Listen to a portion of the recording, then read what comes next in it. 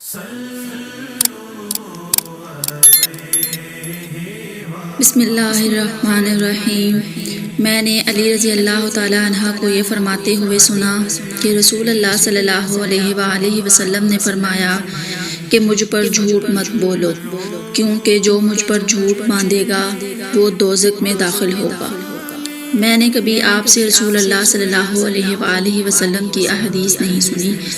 جیسا کہ فلاں فلاں بیان کرتے ہیں۔ کہا میں کبھی آپ سے الگ تھلگ نہیں رہا، لیکن میں نے آپ کو یہ بھی فرماتے ہوئے سنا ہے کہ جو شخص مجھ پر جھوٹ باندھے گا وہ اپنا ٹھکانہ جہنم میں بنا لے۔ مجھے بہت سی حدیثیں بیان کرنے سے یہ بات روکتی ہے کہ نبی کریم صلی اللہ علیہ وآلہ وسلم نے فرمایا کہ جو شخص مجھ پر جان بوجھ کر جھوٹ باندھے تو وہ اپنا ٹھکانہ جہنم میں بنا لے۔ میں نے رسول اللہ صلی اللہ علیہ وآلہ وسلم کو یہ فرماتے ہوئے سنا کہ جو شخص میرے نام سے وہ بات بیان کرے جو میں نے نہیں کہی تو وہ اپنا ٹھکانہ جہنم میں بنا لے۔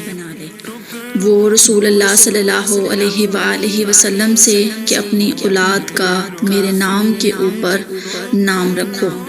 مگر میری کنیت اختیار نہ کرو، اور جس شخص نے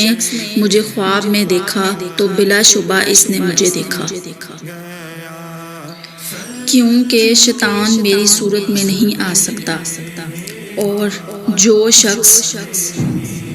مجھ پر جان بوجھ کر جھوٹ بولے وہ دوزخ میں اپنا ٹھکانہ تلاش کرے۔